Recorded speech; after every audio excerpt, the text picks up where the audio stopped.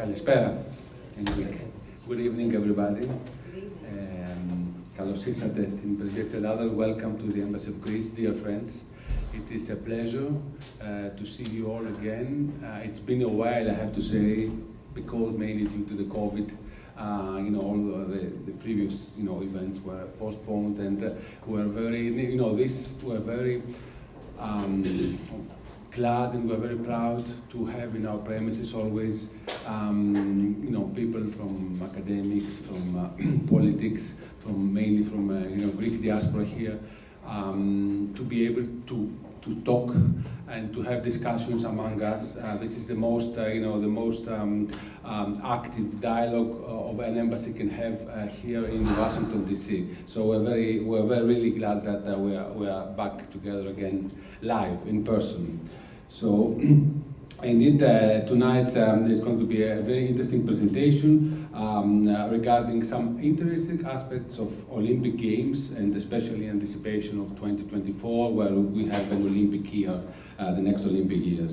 We are very fortunate tonight to have the esteemed Professor Dr. Ruprecht, Director of Center of Hellenic Studies at Georgia State University, to expound on these aspects, which I'm really looking forward to hearing, because I'm sure that you will have innovative things to tell us tonight. Moreover, Greece truly appreciates and acknowledges Dr. Ruprecht's dedication and work on the Greek classics and practically all things regarding ancient Greek and ancient Greek letters. And as some of you may not know, some of you may already know, in acknowledgement of this dedication, the President of the Hellenic Republic, Katerina Sakelloropoulou, bestowed upon him the Gold Cross of the Order of Phoenix, which is a high honor indeed, bestowed for his contribution, and which was presented this year with a short delay to him by then Ambassador and current Deputy Foreign Minister Alexandra Papadopoulou during an excited visit she had in Atlanta. Welcome, Dr. Ruprecht. Thank you for the honor to have us here. We are also very pleased to collaborating once again in person and live with the Society for the Preservation of the Greek Heritage, known to most as Americans usually have these abbreviations, SPGH. I used to have these abbreviations in NATO for 4 years, so I'm very familiar with this habit. So the Society for the Preservation of the Greek Heritage, I will say it, the whole format, and the Embassy of Greece have a long-standing relationship that goes back several decades and have been organizing many events, including, as Mr. Koliatos remembers, in the old, building, which is very next to you, and we all hope that it will soon be fully refurbished and will be open again its gates to Greeks in Washington D.C. Of course, the COVID pandemic put a danger on that collaboration, dampened that collaboration for a while, but very happy to get together again tonight. And we will start with a series of 3 events this year. So I think it's been a while, but it's a dynamic comeback for the society, for this collaboration. I would like to thank again and congratulate Dr. Vasilis Koliatos, President of the Society, for his dedication and commitment for continuing the work and working with us. And we are looking forward really to further expanding both in quantity of events, but also and the quality of the events we're going to organize. Thank you again all for organizing, and allow me to now to pass the microphone to Dr. Koliatos to say a few words. Thank you for being here.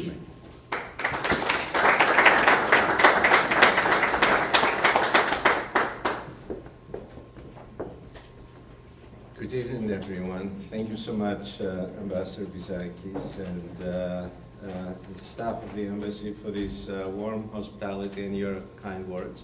Yeah, can you hear me now? And the ever-dependable Connie Murtupalas for working with us to put together this event. And thanks again for pointing to the fact that the microphone was not working very well, Connie. It is indeed great to be again at the Greek Embassy. We have crossed paths so many times, and it is fair to say that it feels like home here. Today's lecture, as Ambassador Bizaki said, it's one of 3 that we had agreed to do for the remainder of 2023 with Ambassador Papadopoulou before she left Washington on higher duty. And we're looking forward to doing these events with the embassy. Now, let me go back to the lecture, starting with a confession.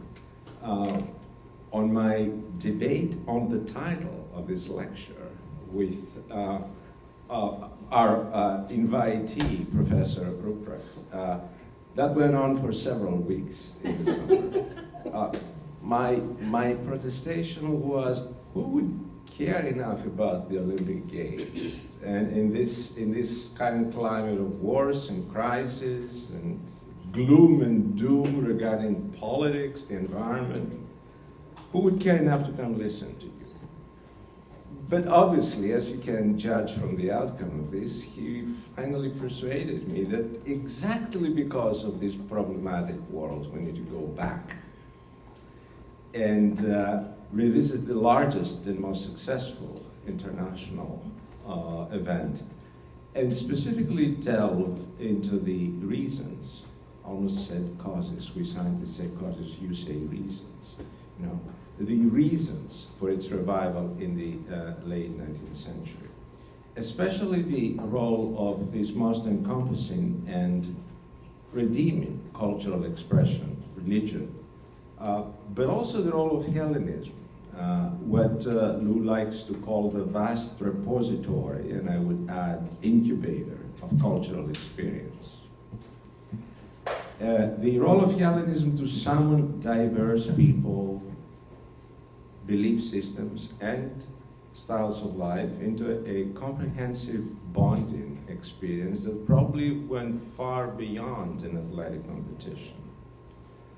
That concept dovetails beautifully with 2 of the current emphases of our society, which is the diachronic as well as cosmopolitan Hellenic values and styles, but also the very important problem of current Hellenic identity. Identity for Hellenes, but also Philhellenes. And you count as Hellene, by the way, after this bestowal of this amazing, which is actually one of your achievements. You can lay claim to numerous achievements, not the least of which is what Ambassador Bizaki's mentioned, your induction into this honorary society. But you're also the inaugural William M. Suttles Chair of Religious Studies and Director of the Center for Hellenic Studies at Georgia State.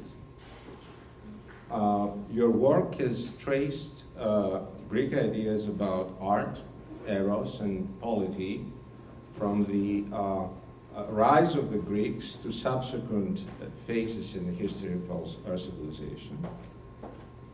Your most recent book, we salute your most recent book, Reach Without Grasping, Anne Carson's Classical Desires, that was published just last year. And again, you're working currently on 2 fascinating titles: Marvelous Mixing, A Cosmopolitan History of Crete, and I found another title, The Renaissance Subfall, Fulvio Orsini's Carmina Novem Illustrium Feminarum. I suppose Songs of 9 Illustrious Women, right? Okay.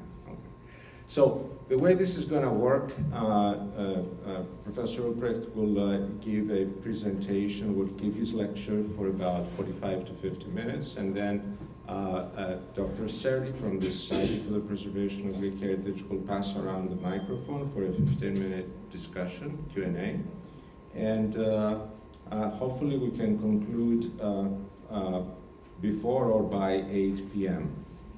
Okay, without further ado, I will invite Professor Ruprecht to the podium. Lou, it's yours.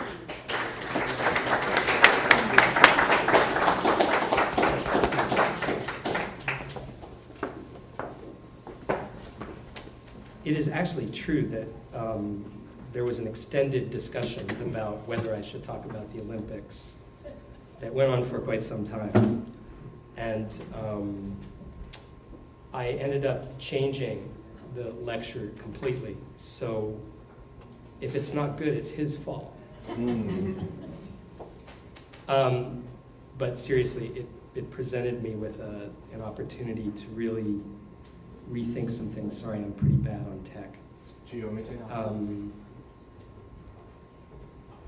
We good? Okay. It really was a provocation to think about the Olympics again and to think about them in the context of this environment particularly. I'm incredibly grateful for the invitation and for the hospitality of the embassy. The staff has been remarkable. There's just been such a generosity of spirit throughout the preparation for this. And I am moved and grateful to be here. It's also a great honor for me to be here this evening in this place, located on a small sacred piece of Greek soil in the heart of the US Capitol. I'm moved and mindful of my own deep roots in both nations and their histories, and thus I feel especially moved, as well as in their cosmopolitan and international form that emerged at the end of the 19th century and persists today. Precisely because I am such a lover of the Olympic ideal, it's important for me to address some criticisms and outright suspicions of the entire Olympic endeavor here at the outset. You will all surely have heard these criticisms before, if you have not in fact made them yourselves. 1, the modern Olympics is nothing more than a vast televised spectacle, one that accomplishes nothing more than generating enormous advertising revenue for television channels and previous or soon-to-be gold medal winners. 2, modern athletics, and not only the Olympics, is awash in money. Athletes are paid obscene sums to play childish games, and such enormous funds cannot fail to corrupt the athletes who play. 3, corruption is in fact obviously rampant in the Olympics and in all modern athletics. It corrupts institutions of higher education. It tempts athletes to engage in dangerous and illegal practices designed to give them an unfair advantage. And in this way, it contributes to the coarsening of manners that we now see so rampant in our political culture. 4, athletics is not serious, it's child's play. As the Apostle Paul said, when I became a man, I rejected childishness. We should neither invest in nor reward adults for acting like children. Our resources would be better dedicated to more serious pursuits. 5, in addition to such moral bankruptcy, the modern Olympics literally bankrupts the cities that host them. No city has turned a profit on hosting the Olympics since Los Angeles in 1984. In most cities like Atlanta, Barcelona, or Rio de Janeiro, wealthy elites made money on Olympic development in the city, but the residents of the city saw no real benefit and in many cases real harm. Greece spent a fortune on infrastructure, on new museums, on a new Athens metro line, on that fantastic bridge near Patras, all in advance of the 2004 Athens Games. And despite throwing a fabulous party there and then, economic troubles soon ensued. Money, spectacle, debt, corruption, degeneracy, a cult of celebrity and winning at all costs. In the face of all that, how can someone like me proclaim myself a lover of the Olympics? What I hope to show today is that the so-called renovateur of the modern Olympics, Pierre de Coubertin, shared all of those concerns. Yet he believed the modern Olympic movement to be their most effective antidote. As to money, Coubertin was so concerned about the corrosive effect of money on sports and everything else that he insisted on the sacred ideal of amateurism in Olympic endeavor. He went so far even as to refuse the use of gold for the medals in the Athens Games.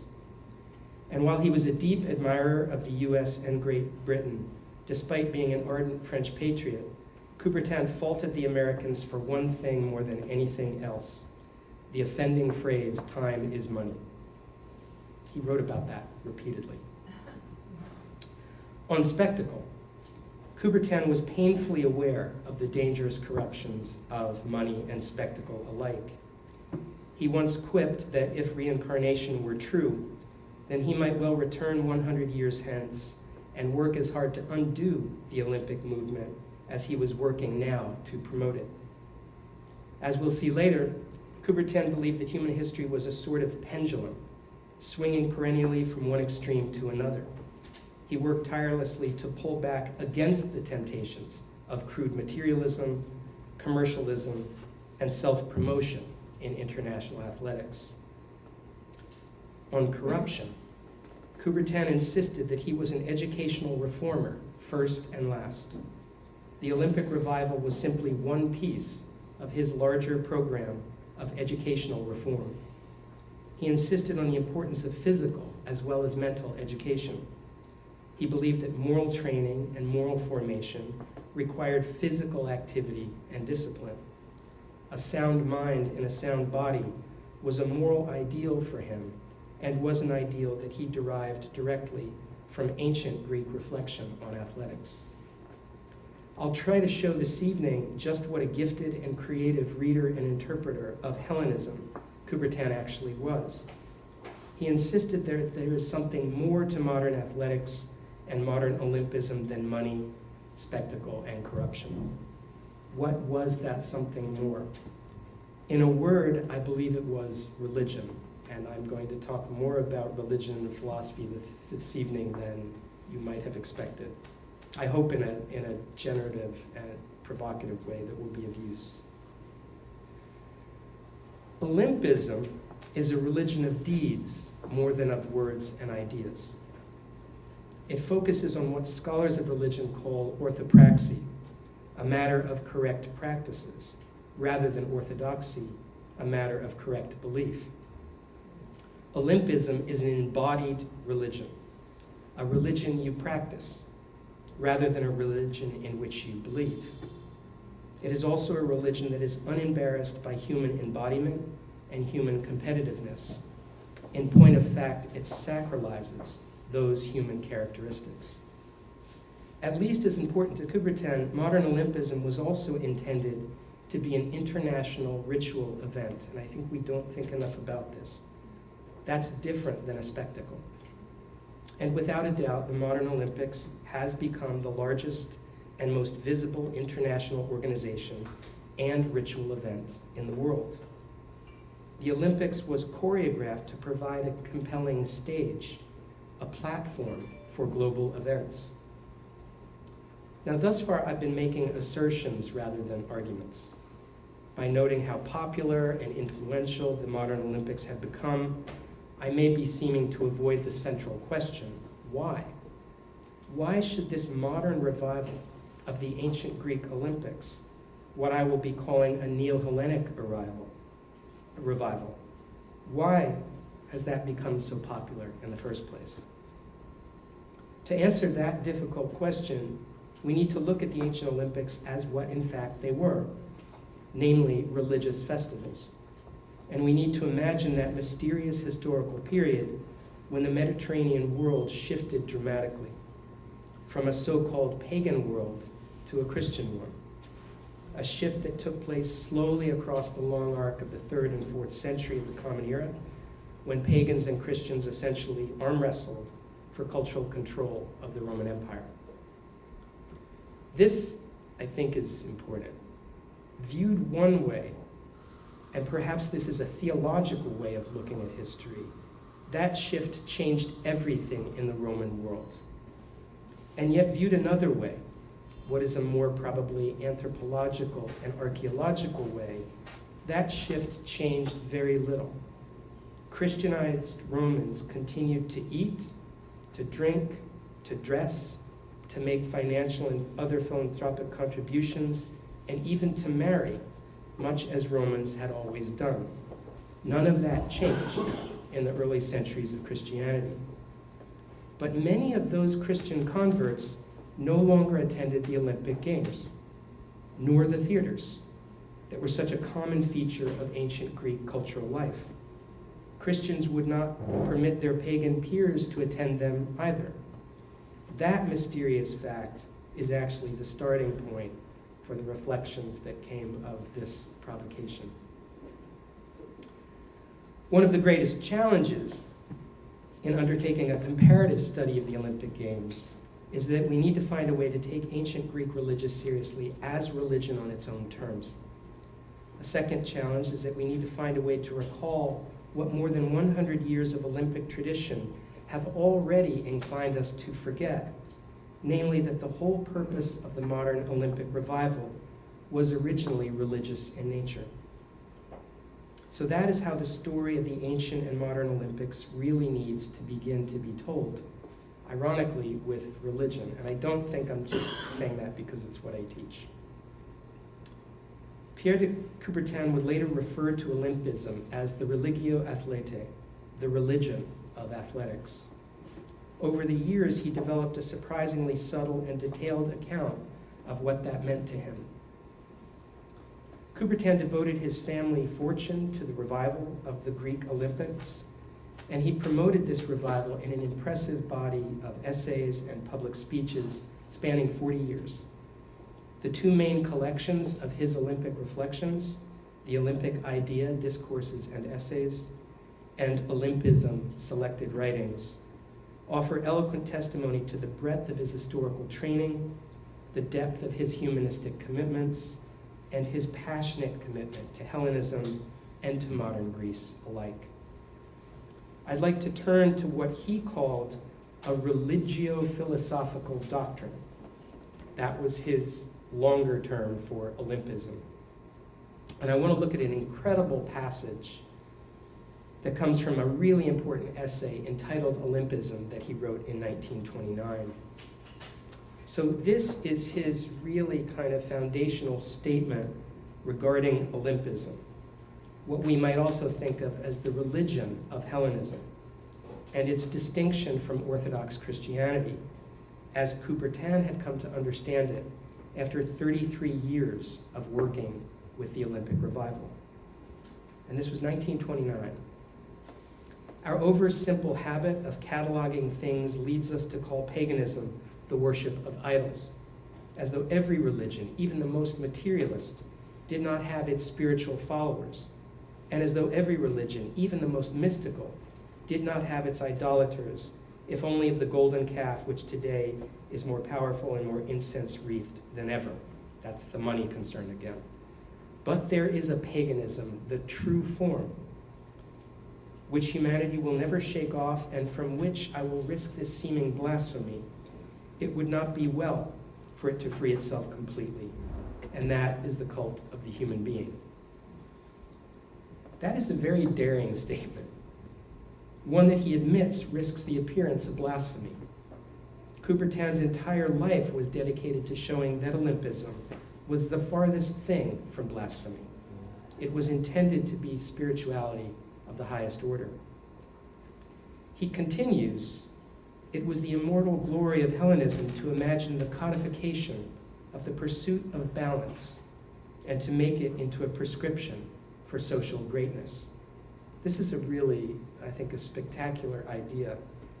Hellenism makes music of human life. And here is his rousing conclusion. Some I'm just going to post and let you read while I talk around them. 3 things seem to me really remarkable about this entire line of argument. First, there's a really strange slippage in the initial list of human and Hellenic attributes that Coubertin provides. It initially appears as if he associates the mind with feeling and instinct, and that he associates the body, really weirdly, with will and conscience. And then in the next sentence, he flips the order. So he's confused about what's where. Coubertin, as I mentioned before, was one of those early educational reformers. There are seats in front and back. Who understood that physical exercise and the disciplines it demands was a crucial tool in the moral formation of young people. In other words, we learn with our bodies as well as with our minds. That was the heart and soul of the passionate commitment to Hellenism embodied in the original Olympic revival. And that is why he insisted up to the day he died that the Olympic revival was simply one piece of a life's work in educational reform. A second important aspect of Coubertin's revival of a morally meaningful form of paganism follows from this. He called it eurythmy, the aspiration toward grace in life as well as balance. The pendulum swing that he's tracing here is both historical and cultural, a pendulum that swings between what he calls paganism on one side and asceticism on the other. I mentioned that Coubertin had a tragic sense of history in which rare moments of true balance gradually and inevitably veer out of balance. That too is an idea he drew deeply from his ancient Greek sources. Modern European Judeo-Christianity had, in Coubertin's judgment, and again, we're talking about the early 1900s, veered wildly off course in the direction of an anti-bodily asceticism. His Greek pagan revival was in this sense an argument for giving the human body its due respect. The Olympics, he believed, might revive a healthy sense of competitiveness and a more robust respect for our embodiment than Victorian Christianity was then permitting. But Coubertin recognized that if he were successful, then his own Olympic revival would eventually veer to the other extreme, becoming excessively bodily, excessively invested in material reward, and insufficiently ascetic. It was later in this same 1929 essay that he playfully imagined himself reincarnated and made aware of the necessity of dismantling the very revival he had used his previous lifetime to create. A third point follows from what I think is a really complicated way of imagining and inhabiting time. Coubertin notes that his revival owes more to the methods of archaeology than traditional history. What he means by this is kind of complicated. French soldiers who had come to Greece's assistance in their War of Independence, the so-called Morea expedition, arrived near the end of the war in 1829. So, after fighting, French soldiers turned to the soil at Olympia and began the first systematic excavations at the Temple of Zeus inside the Altis. But Germans were, and remain to this day, the main excavators at Olympia. The French today work most famously at Delphi. As Coubertin quipped, it was given to Germany to bring the ruins of ancient Olympia to light, but it was given to France to put flesh on those bones and stones. That's an especially apt metaphor for his Olympic revival, right? Bringing the flesh back. He intended to re-embody ancient Hellenism in the guise of modern Olympics. So the question in all of this remains, but I hope we're zeroing in on it, what did he mean by paganism? And how did he imagine religion? In the interest of time, I'm going to focus on and just offer passing remarks on key features of Olympic orthopraxy as it emerged in the early 1900s. Coubertin's conception of orthopraxy, his version of Olympism, and the philosophical commitments they entailed. So I'm going to touch briefly on 5 things: Neo-Hellenism, the ideal of amateurism, the concept of Olympic truces, sacrificial fire, and religious statues. It's a weird list, but I hope it's going to come together in the end. You'll tell me. So Neo-Hellenism, the big one. The discipline of modern Greek studies, which is one of the disciplines I draw on from my research on the Olympic movement, has called the concept of Neo-Hellenism to our attention. The idea is that if the ancient Greeks were Hellenes, then modern Greeks are Neo-Hellenes. If Hellenism was the ancients' religion, as it were, then the modern version of that religion is Neo-Hellenic. An essential feature of the Olympic movement is, in fact, its embrace of Neo-Hellenism. And that fact brings me to a far more complicated slice of ancient history. Forgive me this digression, it's about religion, but I swear there's a very emphatic Greek point to it. The ancient Greek prefix neo meant everything from youth to newness and novelty. The Olympics were known to be both a festival dedicated to young athletes in their prime, but they were also understood to be remarkably novel and even revolutionary religious rites at their inception. When people use a term with the prefix neo, they're suggesting that there's a complicated relationship between the original thing and the new thing. Neoliberalism is very different than liberalism. Neoconservatism is very different than traditional conservatism. Religious history is replete with these movements. Neo-Confucianism, for instance, which emerged nearly 1,500 years after Confucius, dramatically changed the traditional Confucianism, removing some central texts from the canon, adding others, changing the rituals, and rewriting the imperial maps. Similarly, Plotinus, who died in 270 of the Common Era, the traditional founder of Neoplatonism, is a very different thinker than Plato, who died 600 years earlier. Neoplatonism actually bears a very complicated and unsettled relationship to Plato and the classical Greek philosophical tradition. Neoplatonism, from a modern perspective, just seems more religious than Plato. What we call Christianity today was originally a kind of Neo-Judaism, a radical transformation of Jewish tradition, along with a simultaneous streamlining of the laws and a supplementing of the scriptures. Those new scriptures, the books in the New Testament, were all written in Greek. And all of those neo-Jewish revisions were undertaken in the name of Hellenism. Viewed this way, Christianity is one chapter in a much longer story of Greek religion and Hellenism. Christianity is one form of Neo-Hellenism. The modern Olympics is another. And they stand in an extremely complicated relationship to one another. Christianity had a great deal to do with a massive shift in the understanding of Hellenism in the ancient world.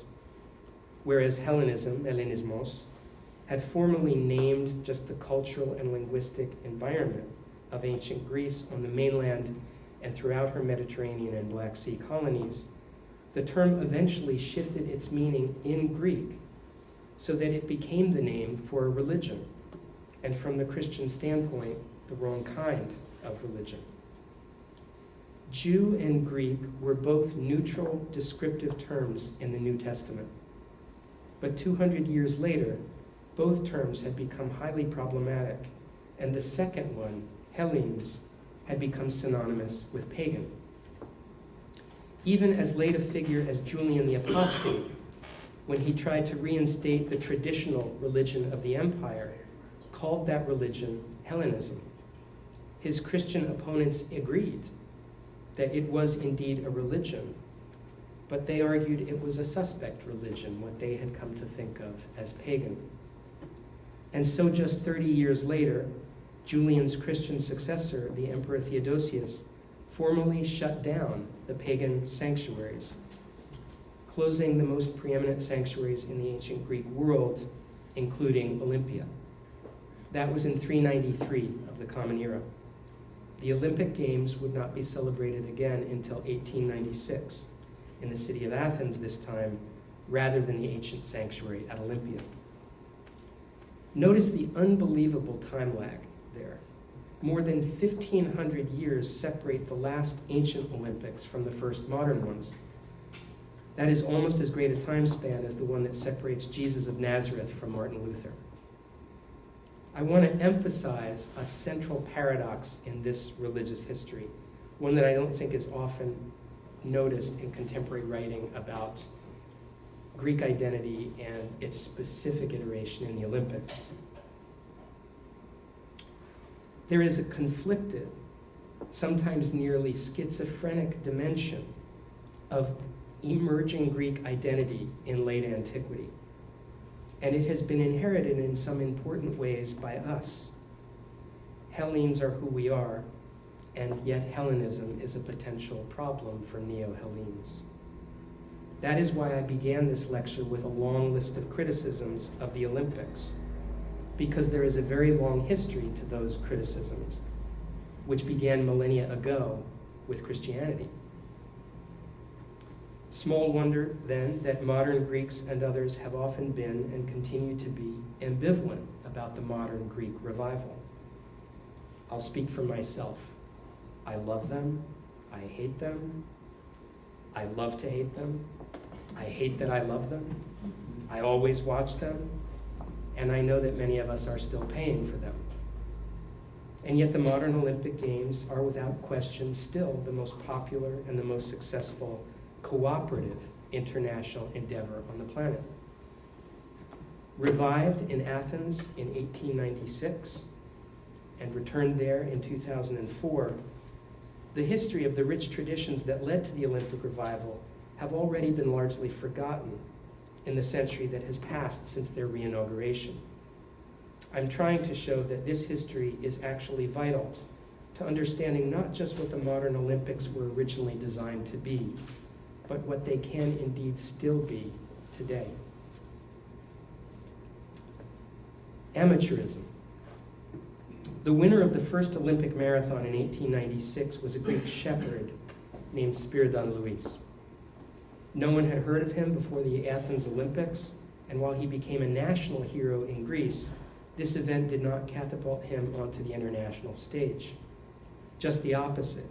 He returned to his home and returned to his herding, and while legend has it that he never paid for a meal again, he gathered neither wealth nor lasting fame for this achievement. The story of Spiridon and his dramatic Olympic victory took on an almost mythic quality. And the reason for that, I think, is because it spoke so well to the myth of the amateur athlete, which was such a prominent feature of the international sporting landscape in the late 19th and early 20th century. There's a really important scholar of the Olympics, David Young, who has demonstrated quite convincingly that the ideal of amateur athletics was both a powerful and a distorting myth. He traces its roots to the classism of British society, and at least implicitly to the classism of most classics and classical scholarship. Young argues that the late 19th century definition of the, quote, amateur athlete stated simply that any athlete who has ever made any money for playing any sport is a professional in the eyes of international athletics and ineligible for the Olympics. Jim Thorpe's incredible Olympic medals for the pentathlon and decathlon in the 1912 Stockholm Games were taken away because it was subsequently discovered that he had pitched semi-pro baseball a couple of summers before the Games. Young argues that the real idea behind this strange neo-Hellenic amateur ideal was to keep working class and elite competitors apart. The only way you could survive as an amateur athlete, after all, was if you were independently wealthy. What Young demonstrates convincingly is the ways in which classical scholars turned to ancient Greek literature in order to create the very myth they wanted, namely the myth of ancient Greek amateurs.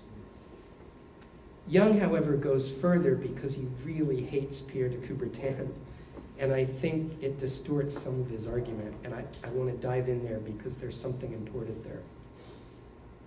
Young tells us that Pierre de Coubertin actually got a group of scholars and public officials to come to Paris for a Sorbonne conference in 1894 under false pretenses by inviting them to an international conference on amateurism. Once they got there, the group discovered that the program had been changed and that they would also be asked to consider the revival of the Greek Olympics as a modern international amateur festival. So this was the program they received, and when they got to Paris, they were instructed to start with point 8 and sort of work through 8 through 10 first and then talk about the amateurs. Young concludes that the ideals of amateur athletics and modern Olympism were co-birthed in 1894 at this conference, and they have had a troubled sibling relationship ever since.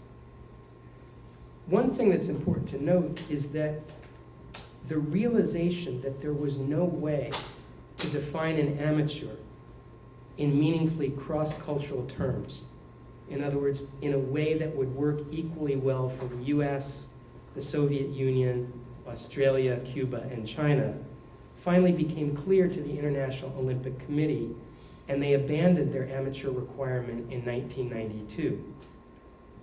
And that allowed the Dream Team to arrive in Barcelona. But to hear David Young tell this story, devious classical scholars worked hand in glove with the most reactionary forces in Europe to concoct an impossible ideal which would keep most common people as far away from the pure classical form. There is nothing, he says, not one shred of evidence, to suggest a classical Greek conception of amateurism. And strictly speaking, he's right. Ancient Greek athletes were free to compete in as many moneyed contests as they wanted. That's presumably how the best athletes in ancient Greece supported themselves financially. And in fact, ancient athletic purses could be really big. But the ancient Greeks also distinguished 4 athletic festivals from all the rest. These were the quadrennial affairs held at Olympia, at Delphi, at Isthmia, and at Nemea. I just want to show real quick.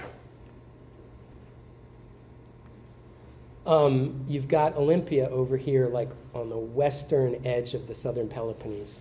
You've got Delphi up here in the northern mainland, and you've got Isthmia and Nemea here on the isthmus. So what you've got is this really interesting, and once they established the 4, one happened every year. So you've got this really complex pilgrimage, ritual, athletic cycle that has geographically integrated the entire Greek mainland. It's a really incredible display of an emerging sense of collective Hellenic identity. And Olympia was established in 776, so this is in the offing for a long time. The Greek names for those 4 contests, and only those 4, was Stephanitic, which is to say the contests where you do not compete for money, but rather for the symbolic prize of a wreath. The ancient Greeks did not care about amateurism per se, in the sense that they wished to exclude athletes from making money for playing sports. But they cared very much about these 4 sacred contests, in which money did not and was not supposed to play any role.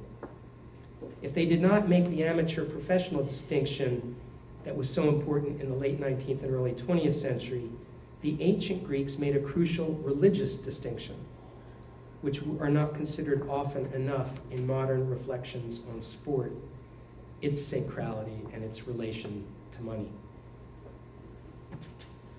Continuing with the sacred truces. More than 1 month prior to the Olympic and other Pan-Hellenic festivals, heralds announced the period of sacred truce. In Greek, it was called ekechiria, or the holding of hands, which would enable athletes and pilgrims alike to make their way to the sanctuaries. The truce was often violated, most famously, mythically, by Heracles himself.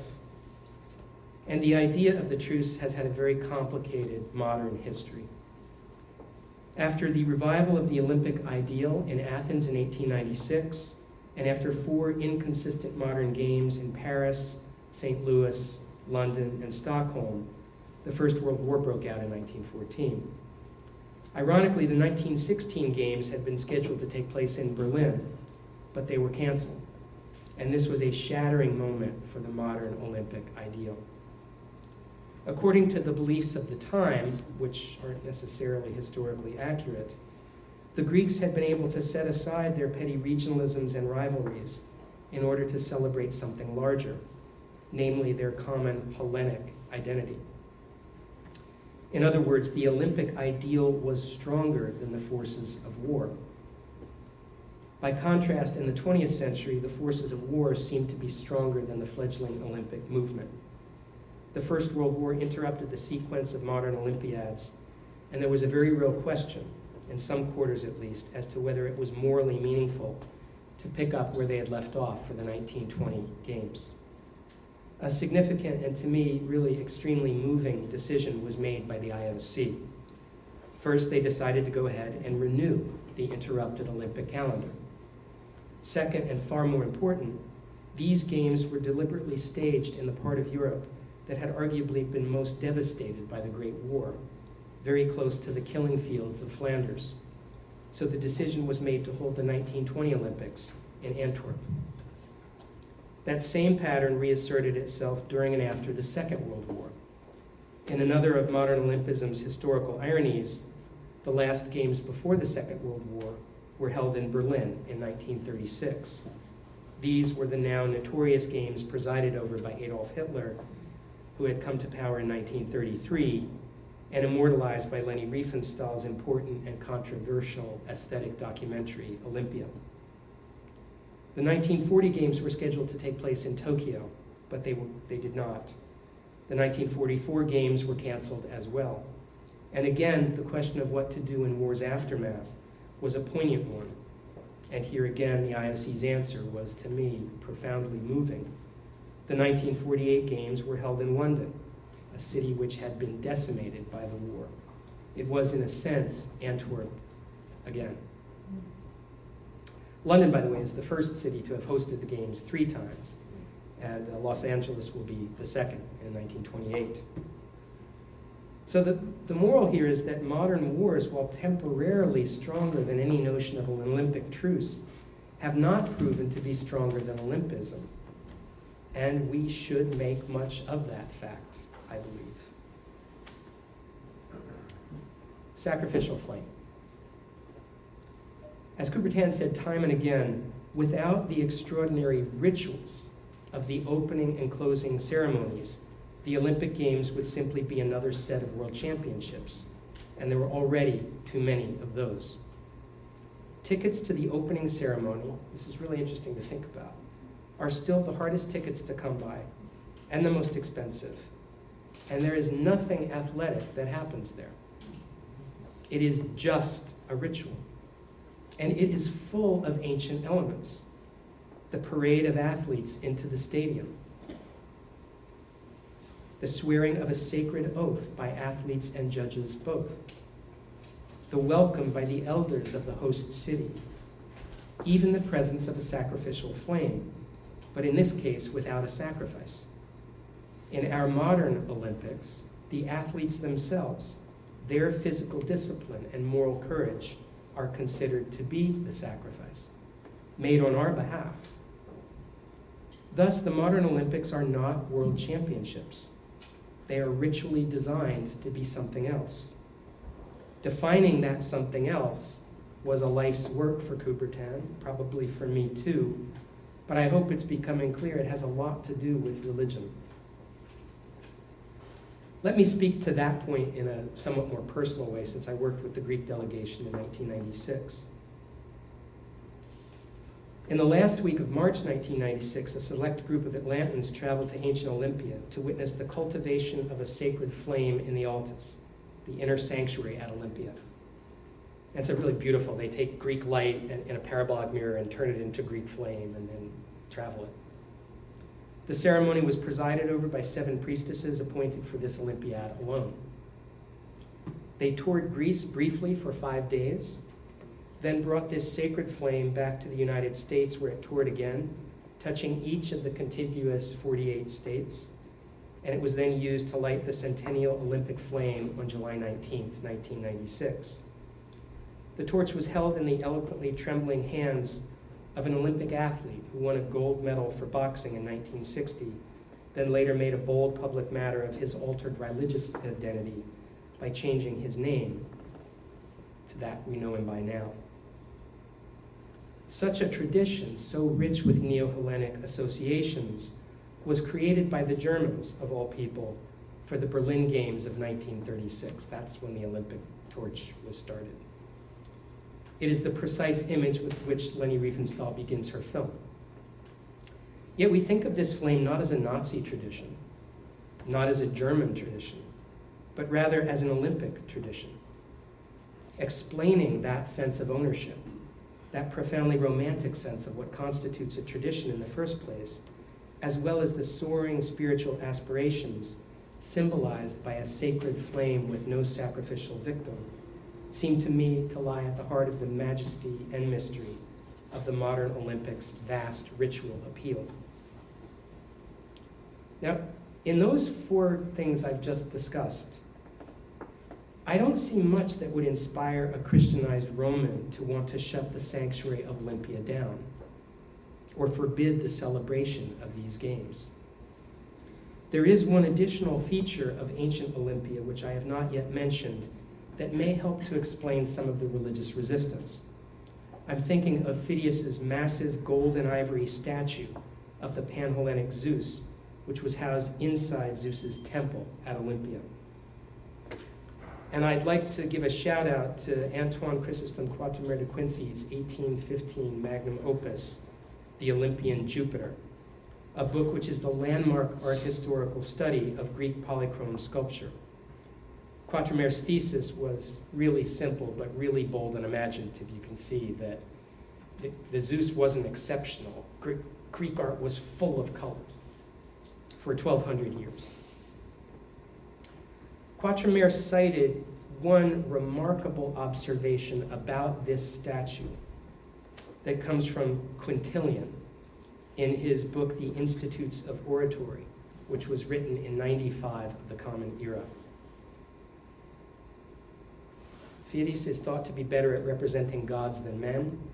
In ivory, he would be unrivaled, even if he had only created the Athena in the Parthenon and the Zeus at Olympia, the beauty of which is said to have added something to the traditional religion.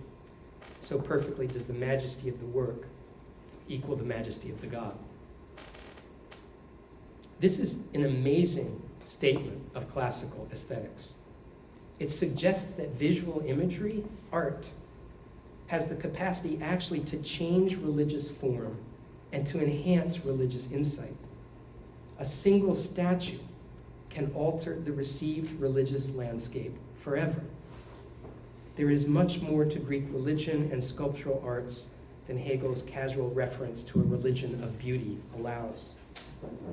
And when we realize that the ancient Greek athlete was often imagined as a sort of living statue, a beautiful and inspiring image that moves, then we can see again how very deeply religious values were embedded in the practices at ancient Olympia. The entire sanctuary was organized around the principle of providing new religious insight. That is why the Roman travel writer Pausanias considered Olympia to be one of the two most sacred sites on earth. Eleusis was the other. And that is presumably what some early Christians most fiercely opposed or feared. I was struck initially by the fact that there is in the intellectual excavation I've been undertaking a pronounced historical gap between the cancellation of the ancient games in or around 393 and the resurrection of the modern Olympics in 1894 to 96. Here are the central historical realities I've been trying to emphasize. Olympism was conceived as a religious festival in antiquity. The archaeological evidence suggests that the cult of Zeus predates the athletic contests by at least 200 years. In other words, a sporting ritual was added to a pre-existing religion, and that was the dramatic innovation that became wildly popular throughout the Mediterranean world for more than a millennium. The games were shut down in the newly Christianized Roman period, and again, for religious reasons. The perception being that this is a pagan practice, and we are embodying an anti-pagan program. What I've been trying to suggest is step 3. Modern Olympism was explicitly framed as a religio, not just by Coubertin and the international committee he founded together with one Greek and one American. It still functions as a religio, it seems to me, more than 100 years after the revival in Athens. Because the modern Olympic Games are neo-Hellenic, they are both like and unlike the ancient games. I want to use one example to illustrate this point, an example which preoccupied Coubertin a great deal. There were no team sports in ancient Greece, except for teams of horses, but they didn't win a medal. The ancient Olympic festivals were intended to be an arena for displaying individual human excellence. And Coubertin, for his part, remained committed to this rather narrow view that the central focus of attention in modern Olympic rituals should be the young adult male who is an individual athlete. No women, no children, no teams. We have moved very far from Coubertin's ideal in these areas. But I want to observe that our modern team sports have three really interesting components. Most of them use elaborate playing fields with really complicated lines. A good many of them rely on the clock, focusing attention on the passage of time. And most of them have elaborate and highly complicated rules. Why do I think that's such a big deal? Each of these things, spatial boundaries, temporal boundaries, and moral boundaries, which is what rules are limits that are completely arbitrarily imposed upon the modern athlete. And this serves to highlight the area of greatest continuity between ancient and modern Olympism.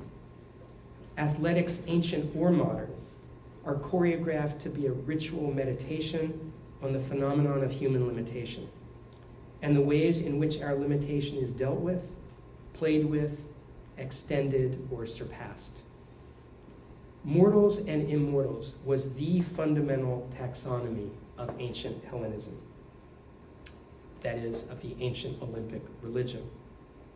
By exploring how we may be human in a fittingly human way, embodied, mortal, profoundly limited, yet capable of rare moments of athletic grace and transcendence, we come to the astonished realization that transcendence of a sort is in fact one of the essential marks of being human as it's celebrated in these games. Transcendence makes little sense apart from the notion of limit. You have to have something to transcend.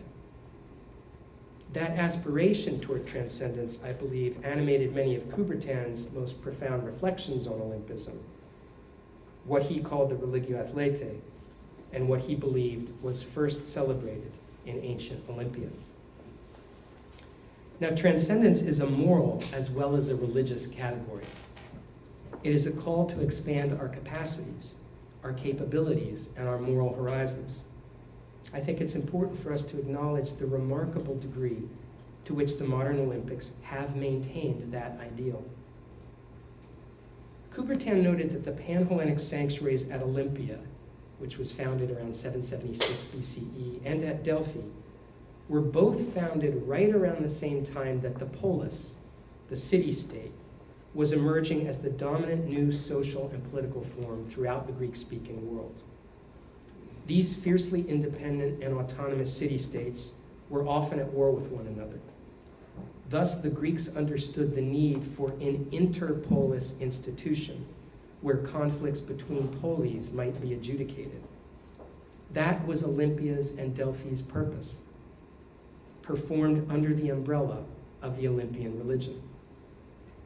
By analogy, Coubertin suggested, the nation-state was becoming the dominant new social and political form of the 18th and 19th centuries. These fiercely independent and autonomous nation-states were also often at war. The modern Olympics, designed to move to a new city every 4 years, were thus to serve as an international institution where conflicts between nations could be adjudicated. Coubertin often bragged that his international institution, the IOC, had been far more successful than the League of Nations. In a fascinating way, it has been. Miraculously, at the Olympics, nationalism is transcended. Just compare the overt and violent nationalism on display in World Cup soccer to what happens at the Olympics. This is a difference that makes a difference. For starters, we do not refer to the games by the nation in which they were held, but rather the host city. Even 1936 is recalled as the Berlin Games, not the German Games. Hitler's attempts to add blatantly nationalist elements to the Berlin Games were successfully foiled by the IOC. That's a great story, and I'm happy to talk more about that if you want. While our television hosts keep a close eye on the medal counts, nation by nation, the athletes do not. For them, it is an honor to be in competition with the greatest athletes of their time, win or lose. And while it is true that every gold medal winner appears on the review stand to have a medal placed around their neck and to have their national anthem played in the stadium, the tears they shed are not tears of nationalism. John J. McAloon, who is a really phenomenal scholar of the modern Olympics, has performed an incredible ethnography of Olympic gold medal winners. And he discovered to his surprise that the language most of them gravitated toward was religion, not nation. They described the experience of receiving the medal as among the most spiritually elevating of their lives. In other words, a transcendent experience. It is in this sense that Hellenism, viewed as a vast archive of cultural and political and religious experiences, also provides a spiritual foundation for modern internationalism and cosmopolitanism alike. For the Olympics to live up to its promise, we who deem ourselves Philhellenes need to know this history, to understand what the moral and spiritual commitments of the Olympics actually were and are, and how they are grounded in their ancient Greek precedents. It's our task to be able to state these things clearly in order that the Olympics may continue to serve as something else, as the antidote to modern woes, rather than just a symptom of them. This is the task that I, as a university professor and director of a Center for Hellenic Studies, and you as members both of the Society for the Preservation of the Greek Heritage and of the Hellenic Republic's Diplomatic Corps, all share. Hellenism, especially under the inspiring aegis of Olympism, is our sacred trust. We would do well to train ourselves in the practice of Hellenism's virtues in order to showcase them to a world very much in need of them. The modern Olympics is one such showcase, still today. So I'll stop there. Thank you very much.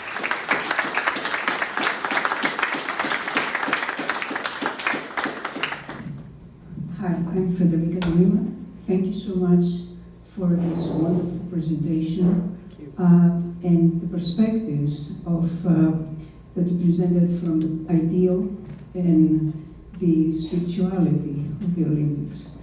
One question I have is, and when you went through one characteristic of the Olympics versus the Nemea and the other, the Delft, is that it was that the event that required peace across, but not the other, to my knowledge.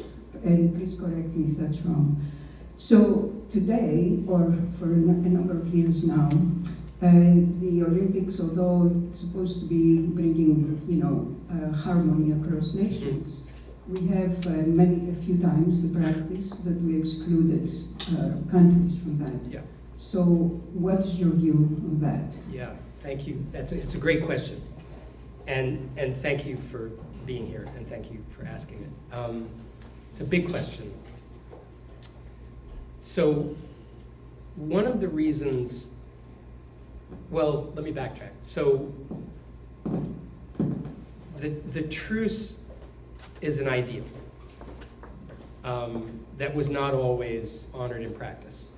We have lots of historical examples of the truce being violated. Really interesting that Heracles, there's a myth about him killing people, violating it. So there's an awareness that the ideal didn't necessarily match the historical reality. And one of the things that I'm grappling with personally, which is why I additionally appreciate the question, is what is the relevance of an ideal that fails? And religious history is shot through with that problem. Right? Does a practical historical failure invalidate the ideal? And it seems to me that what both the ancient concept of the truce and the modern experience of having world wars cancel the games, in both cases, raise that challenge. Has the ideal been eviscerated by a failure? And I think framing it that way, the ancients become extremely useful to us.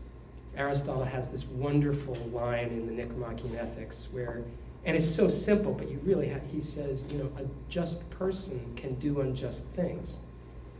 Now that's really foreign from the modern moral attitude, which you're caught in one mistake, it's over. So a failure to live up to an ideal it neither invalidates the ideal nor the person who's aspiring. And what was interesting about the debate in the 1900s vis-a-vis the two world wars was that they were comparing their experience against a romanticized view of the ancient. They believed the ancient Greeks always honored the truce, like the Olympic ideal was stronger than war. We're less than that. I take some comfort in the historical reality being, no, in both cases we're dealing with ideals embodied by fragile and fungible human beings who don't always live up to it. But I've got something invested in saying that doesn't invalidate the ideal. And I was thinking more about that because of our conversations before. And I never would have thought to start talking about the Olympics with all the criticisms. But now I think that's actually the dead right way to start. Acknowledge this and use that as the platform from which to say that doesn't invalidate the ideal. Your last question is about the sort of there is undoubtedly, it's not World Cup, but there's a lot of national politics in the Olympics, and I'm aware of that. It is interesting that the dominant way that has played out is either the IOC not letting a country compete or countries choosing to boycott. I guess the two pieces of that story that are incredibly interesting to me, and I'm not going anywhere with this. I'm thinking about it. I don't know what it means. But one is the Olympics has evolved as a platform in such a way that you can tell the story of the last 150 years like through the Olympics, up to and including Tokyo getting postponed for COVID, like all of these seismic things.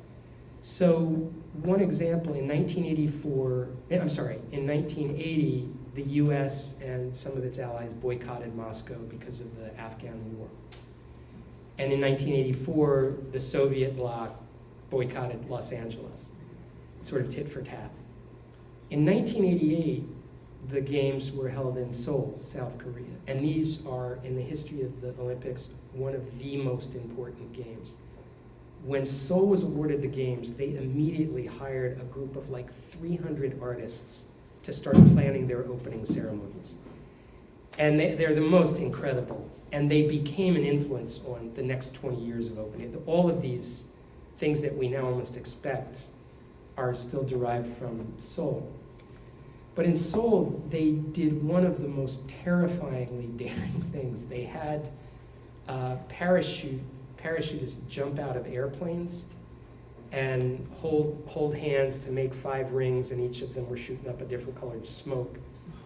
And then they had to land inside the stadium, and the Seoul Stadium had this very weird kind of curvature around it. So there were very treacherous winds around the stadium, so it was really hard to land in there. And you're thinking, God forbid if there's a parachute failure in the opening ceremonies. So who in the world could you assign this task? US Special Forces, Soviet Special Forces, Israeli Special Forces, and I forget somebody else. They did it. So you had the boycott. In 1988, our forces worked together to put in Olympic rings in the sky, and the next year the wall came down. So, there's even the boycott and then the what's next, which I guess I like a story that has some inspiration too. But those are all really critical questions. So thank you.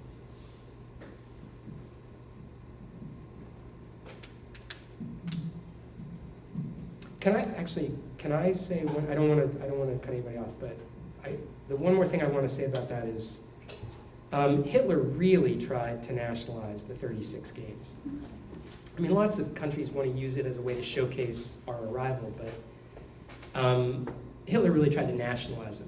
So there's a very, very famous story told about Hitler refusing to shake Jesse Owens' hand. So Jesse Owens is fantastic, US athlete, wins 4 gold medals at the games, and Hitler refuses to shake his hand. And that's been recalled as a story grounded in Nazi racist ideology. And Nazism was a racist ideology, but that wasn't why he didn't shake hands. The first day of the competition, Hitler had called every German who won a gold medal up to the reviewing stand and shook their hand. And that night, the IOC called him and said, hey, you either shake everybody's hand or nobody's hand. You can't just be shaking German hands. And so he said, fine, then I won't shake anybody's hand. And the next day, Jesse won his first gold medal. So it's actually, it's the IOC pushing back at nationalism story was what that event was actually about. It's pretty interesting. And thank you for the questions. So, okay, Lou, let me challenge this a little bit. I knew it. So, first of all, I'm sure coming here in this embassy site and with this audience, probably would have expected the question, what do you think about the permanent return of the Olympic Games to the country of origin? And would something like this actually defeat the principles, including this transcendence that I actually found extremely interesting, particularly the way you constructed the argument.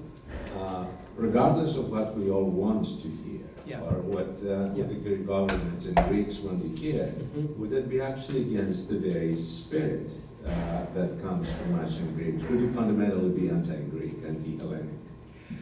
Well, that's a great question. So this is the paradox of neo-Hellenism, is the first thing I want to say, right? That the modern games are like and unlike their ancient predecessors. So the ancient Olympics were for all Greeks. And in a really interesting way, I don't know how they adjudicated Greek identity then. I'm assuming language and religion. I mean, you'd have to be able to communicate, and you'd have to accept that Zeus is a god and swear an oath. But however Greek identity was determined from, Marseille to the Black Sea coast, anybody could go compete at Olympia. So they were pan-Hellenic. They were all Greek games. The modern Olympics are international. They're all world games. And absolutely fundamental to the IOC's principles were the modern games must be ambulatory, they call them. They must meet in a different place every 4 years. And you've seen in recent years deep interest in the IOC in getting to continents we haven't been to yet. So in that sense, the permanent return to Greece would be, it would make them Greek rather than international. Now there's a really interesting historical point, and if you go to Olympia, there's a newer museum. I mean, the Museum of the Antiquities is one of my favorite museums in Greece, but there's a newer museum on the Olympics. And you'll see with some charged discussion, and David Young writes about this a lot too, the Lost Olympics of 1906. So when Coubertin proposed the revival of the Olympics in the Sorbonne Conference in 1894, he wanted it, for symbolic reasons, to start in 1900 and for them to be in Paris. But the other two members of the original Olympic Committee, Demetrius Vikelas and William Sloan, a professor at Princeton, Vikelas really said, no, if we're going to do it, let Athens in 1896, just 2 years from now. And everybody in the committee was like, yeah, that's a great idea. So Greece kind of like jumped ahead of Coubertin and jumped ahead of his 1900.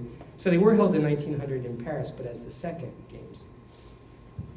After the first Olympics in 1896 in Athens, the king sponsored a lunch, I think, where he said, hey, we'd love to have you back in 4 years. And Coubertin was like, hold on, cowboy, these are international, not national.